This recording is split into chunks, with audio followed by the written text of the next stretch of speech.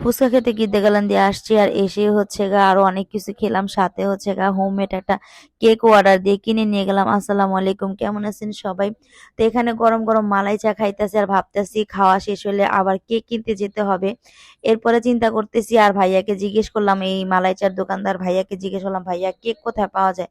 বলে আপু আমরা হোমমেড কেকও বিক্রি করি, আপনি বললে আমি 1 ঘন্টার ভিতরে, মানে আপনি অর্ডার দিলে আমি 1 ঘন্টার ভিতরেই আপনাকে বাসায় নিয়ে পৌঁছে দিয়ে আসতে পারবো। এরপরে আমি ভাবলাম যে ভালোই হয়েছে, এখানে চা খেলাম, ফুচকা খেলাম, মোমো খেলাম, বার্গার আছে, পিজা আছে, সব আছে। তার ভিতরে নাকি আবার কেকও পাওয়া যায়, হোমমেড কেক। ভালোই হয়েছে, এক জায়গায় সবকিছুই পাওয়া যায়।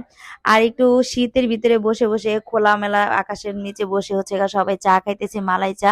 তবে এই মালাই চাটা এত মজা ছিল, সাথে রুটিটাও অনেক বেশি মজা ছিল।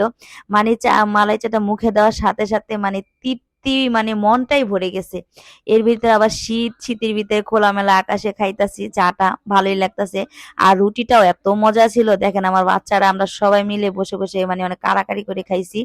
এরপরে উনি বলতেছে যে আপা চাটা কেমন হয়েছে? আমি বললাম যে অনেক মজা হয়েছে, চাটাও মজা হয়েছে, রুটিও মজা হয়েছে, কিন্তু আমরা যে মোমো অর্ডার করছি এই মোমোটা একদমই মজা হয় না, এটার প্রাইসও নিচে বেশি, তার ভিতরে কোনো মজা নাই, এগুলো বলতেছি।